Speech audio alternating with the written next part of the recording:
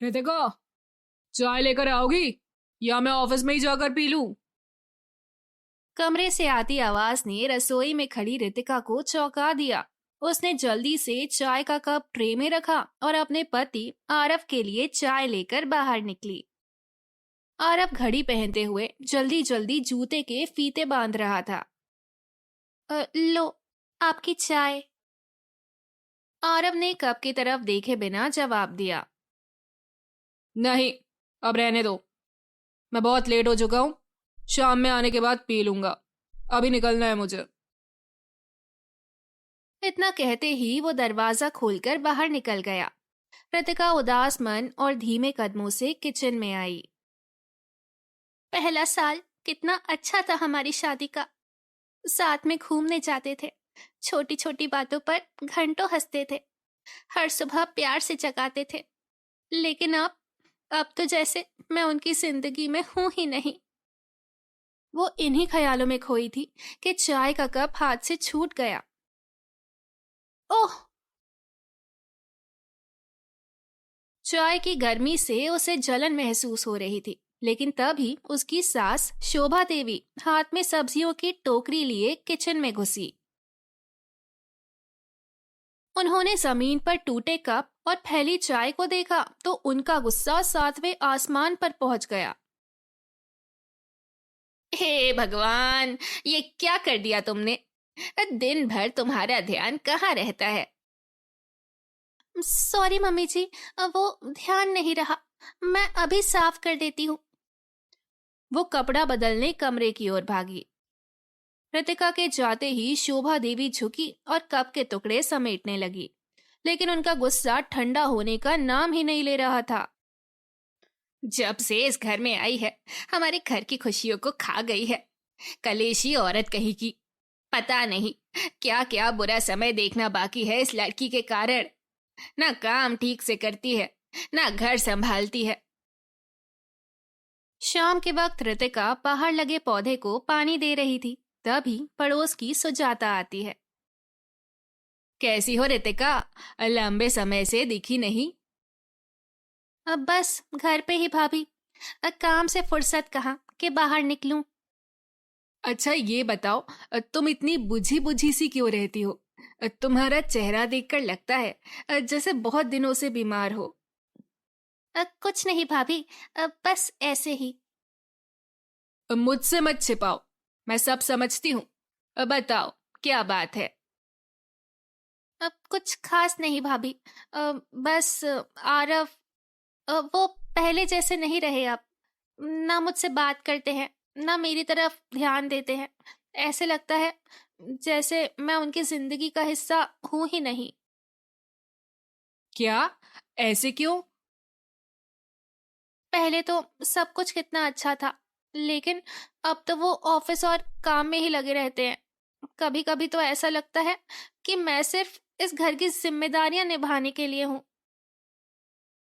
बहन, सुनो, अगर हम पतियों को सुधारने के चक्कर में पड़ गए तो घर में हर रोज कलेश होगा।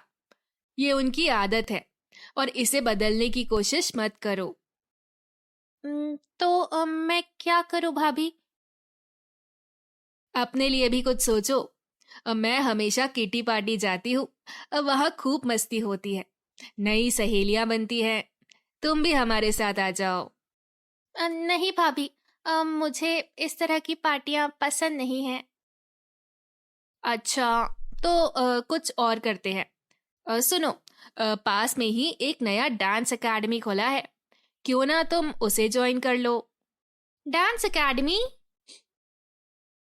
हाँ बिल्कुल। मैंने सुना है वहाँ हर उम्र के लोगों के लिए क्लासेस हैं। डांस सीखने में मजा भी आएगा और तुम इन रोज के टेंशन से बाहर भी निकल सकोगी। डांस, ये तो मेरा सपना था भाभी। बचपन से ही मुझे सीखने का बहुत शौक था, लेकिन फिर पढ़ाई, शादी और घर की जिम्मेदारियों में सब पीछे छूट गया। तो अब वक्त आ गया है बहन, अपने सपने पूरे करो। लेकिन भाभी, आरव और मम्मी जी को कैसे मनाऊंगी? वो तो कभी भी नहीं मानेंगे। डांस अकादमी का ख्याल रितिका के दिल में एक नई उमंग लेकर आया। लेकिन घर वालों की नाराजगी का डर उसकी खुशी पर भारी पड़ गया। रात के वक्त कृतिका और आरव के कमरे से बहस की आवाजें आ रही थी।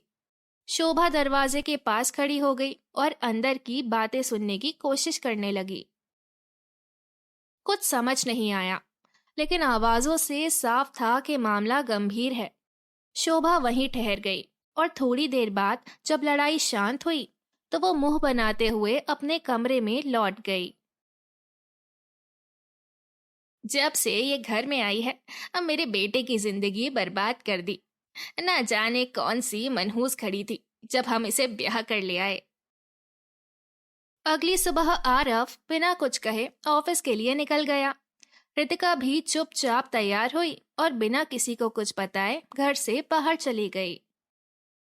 शुरुआत में शोभा ने ज्यादा ध्यान नहीं दिया, लेकिन जैसे जैसे वक्त बीतते गए उसकी चिंता बढ़ने लगी। कहीं ऐसा तो नहीं कि रात की लड़ाई के बाद ये घर छोड़कर चली गई हो। ये ख्याल आते ही शोभा बेचैन हो गई। वो घर के बाहर जाकर टहलने लगी। हाथ मलते हुए वो रितिका की राह देखने लगी। अगर ये चली गई तो खाना कौन बनाएगा? मुझसे तो सब्जियां भी ठीक से नहीं काटी जाती। क्या करूं? अब क्या होगा? शोभा की चिंता अब गुस्से और डर में बदल रही थी। उनके चेहरे पर परेशानी साफ झलक रही थी। दोपहर को जैसे ही रितिका घर लौटी, दरवाजे पर शोभा उसे घेरते हुए खड़ी हो गई। उनके चेहरे पर गुस्सा साफ झलक रहा था। कहाँ गई थी और इतनी देर से क्यों आई? मम्मी जी, मैं वो बस अपनी दोस्त से मिलने गई थी। कौन सी दोस्त? पहले तो कभी तुम्हारी दोस्त का जिक्र नहीं सुना। कृतिका ने कोई जवाब नहीं दिया और सिर झुकाए चुपचाप घर में चली गई। लेकिन शोभा के मन में शक का बीज और गहरा हो गया। कृतिका अब रोज रोज घर से बाहर जाने लगी थी। सुबह आरव के ऑफिस जाने के थोड़ी देर बाद ही वो भी तैयार होकर चुपचाप निकल जाती थी। हर बार उसके जाने का एक ही बहाना होता, किसी दोस्त से मिलने जा रही हूं। पहले पहल शोभा ने इसे नजरअंदाज किया, लेकिन जब यह सिलसिला रोज चलने लगा तो रितिका घंटों बाद घर लौटती तो उनके मन में सवाल उठने लगे। इतनी लंबी लंबी मुलाकातें किस दोस्त से कर रही है ये? कहीं ऐसा तो नहीं कि किसी पुराने आशिक से मिलने जा रही हो? इन ख्यालों के साथ उनके शक का दायरा और बढ़ने लगा। शाम को आरव जैसे ही ऑफिस से घर आया, शोभा ने उसे रोक लिया। आरव बेटा, मुझसे तुम्हारी बीवी की ये हरकतें बर्दाश्त नहीं हो रही हैं। रोज रोज घर से गायब हो जाती है और कहती है दोस्त से मिलने जा रही हूं। मुझे तो ये सब झूठ ही लगता है। माँ, रितिका दिन भर घर में अकेली रहती है। अगर थोड़ी देर बाहर चली भी गई तो क्या फर्क पड़ता है? फर्क पड़ता है आरव।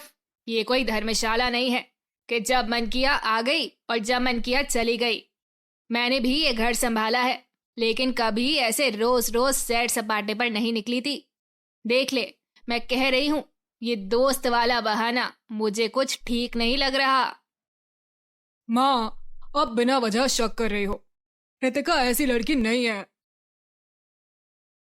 बस, अब तो माँ की बातों का कोई मतलब ही नहीं रह गया। आजकल के बच्चे जब बड़े हो जाते हैं तो माँ बाप की सुनते ही कहा है। हमारी तो इस घर में कोई हैसियत ही नहीं है। इतना कहकर शोभा गुस्से से पैर पटकते हुए कमरे से बाहर चली गई। आरव उनके पीछे गया। अरे माँ, आप क्यों इतना सोच रही हो? आप मेरे लिए सब कुछ हो। लेकिन सच में रितिका पर ऐसे शक करना गलत है। शोभा ने उसे अनसुना करते हुए अपना माथा पकड़ लिया और भुनभुनाते हुए कुर्सी पर बैठ गई। कुछ तो गड़बड़ है, लेकिन अब ये मेरी बात मानेगा नहीं। इसका पर्दाफाश तो मुझे खुद ही करना पड़ेगा। शोभा ने अगले दिन पड़ोस की अपनी खास सहेली सुमित्रा आंटी को घर बुलाया। जैसे ही शोभा ने उन्हें रितिका की रोज की हरकतें बताई, सुमित्रा आंटी ने अपने कान के झुमके ठीक करते हुए उत्सुकता जताई। अरे शोभा, ये तो बड़ा गड़बड़ मामला लग रहा है। जरूर तुम्हारी बहू कुछ खिचड़ी पका रही है। बस यही जानने के लिए मैंने तुम्हें बुलाया है। अब तुम मेरी मदद करो। कल सुबह जब ये घर से निकलेगी तो हम दोनों इसका पीछा करेंगे, देखेंगे आखिर ये किधर जाती है और किससे मिलती है। अरे वाह शोभा, ऐसा काम तो मैंने सिर्फ फिल्मों में ही देखा है। चलो कल देखते हैं आखिर कौन सा राज छुपा रही है या रतिका बहू। अगली सुबह शोभा और सुमित्रा आंटी ने अपने प्लान के मुताबिक अपनी जासूसी का काम शुरू कर दिया। शोभा सुमित्रा आंटी को सख्त हिदायत देती है।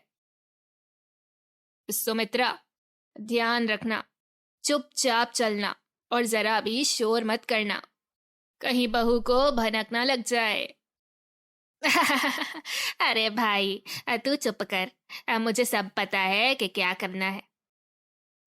दोनों जैसे ही रितिका को घर से निकलते देखती हैं, वो उसके पीछे लग जाती है। रितिका सड़क पर सीधी चलते हुए एक गली में मुड़ी। शोभा और सुमित्रा आंटी भी फुर्ती से उधर ही मुड़ी। किसी जासूस की तरह वो धीरे धीरे आगे बढ़ रही थी और इस काम में वो इतनी मगन थी कि सामने सड़क के गड्ढे को भी नहीं देखा। तभी अचानक सुमित्रा आंटी का पैर एक गड्ढे में जा पड़ा और वो धड़ाम से जमीन पर गिर पड़ी। आय राम, शोभा ये क्या करवा रही है मुझसे? इस उम्र में गिर के हड्डियां टूट गई तो जिंदगी भर बिस्तर पकड़ लूंगी। शोभा ने उन्हें संभालने की कोशिश की, लेकिन आंटी दर्द से कराह रही थी। अरे भगवान, किस्मत की फूटी थी जो तेरी मदद करने आ गई। अरे सुमित्रा, चुप हो जा, बहू ने देख लिया तो हमारा प्लान फेल हो जाएगा। उठ, मैं तुझे खड़ा करती हूँ। अभी भी तुझे प्लान की पड़ी है? मुझे कोई जासूसी नहीं करनी। पहले उठा मुझे और मेरे घर तक छोड़, अब मेरी चप्पल भी टूट गई है। शोभा ने बड़ी मुश्किल से सुमित्रा आंटी को उठाया और उनके घर तक छोड़ दिया। कुछ दिन और बीत गए, लेकिन रितिका का हर सुबह तैयार होकर बिना कुछ बताए बाहर जाना अभी भी बंद नहीं हुआ। शोभा का शक अब पूरी तरह यकीन में बदल चुका था कि ये किसी पुराने आशिक से मिलने जाती है। हद हो गई, जब तक मैं खुद इसे रंगे हाथ नहीं पकड़ूंगी कोई मेरी बात का यकीन नहीं करेगा। आज इसे सबक सिखा कर ही रहूंगी। एक सुबह जब रितिका घर से निकली, शोभा चुपचाप उसका पीछा करने लगी। रितिका पैदल चलते हुए एक ऊंची चमचमाती बिल्डिंग के पास पहुंची और उसके अंदर चली गई। शोभा गेट के पास ही छिपकर खड़ी हो गई। तभी उनकी नजर एक सफेद कार पर पड़ी जो बिल्डिंग के सामने आकर रुकी थी। उसमें से एक हैंडसम लड़का बाहर निकला और उसी दरवाजे से अंदर चला गया जहां से रितिका गई थी। तो ये है वो मेरी बहू का आशिक। देखती हूँ ये लोग आज कैसे बचते हैं। शोभा ने तुरंत फोन निकाला और आरफ को कॉल कर दिया। आरफ, जल्दी आजा, आज तेरी बीवी की करतूतें तुझे दिखाती हूँ। बहुत दिनों से मैं कह रही थी ना, पर तुझे तो मुझ पर यकीन ही नहीं था। अब आकर देख तेरी बीवी क्या गुल खिला रही है। आरफ फोन पर कुछ कह पाता इससे पहले ही शोभा ने कॉल काट दिया और बिल्डिंग के अंदर घुस गई। जैसे ही शोभा अंदर पहुंची, उन्होंने देखा कि रितिका एक बड़े से हॉल में खड़ी थी और वो लड़का उसके पास खड़ा रितिका का हाथ पकड़कर उसकी कमर पर रख रहा था। ये नजारा देखकर शोभा का खून खौल गया। वो तेजी से आगे बढ़ी और उस लड़के का हाथ पकड़ लिया। अच्छा, तो ये है वो जिसके साथ तू गुलछर्रे उड़ा रही है?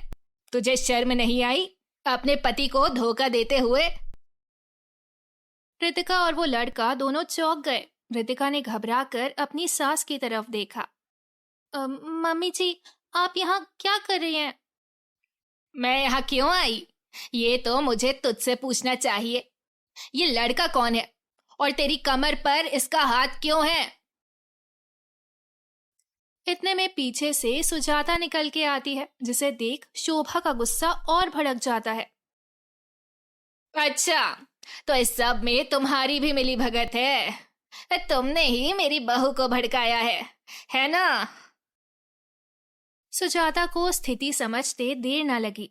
इससे पहले कि वो कुछ कहती, इतने में आरव भी वहां पहुंच गया। आरव ने कमरे के माहौल को देखा, लेकिन उसे कुछ समझ नहीं आया कि आखिर चल क्या रहा है। तभी लड़के ने शांत लहजे में कहा, माफ कीजिए, पर आप गलत समझ रही हैं। मैं रितिका मैम का डांस टीचर हूँ। मैं बस एक स्टेप सिखाने की कोशिश कर रहा था। हाँ मम्मी जी, ये मेरा डांस क्लास है। आप जानती हैं कि बचपन से मेरा सपना था डांस सीखना। मैं यहाँ खुद के लिए आती हूँ, ना कि किसी और के लिए।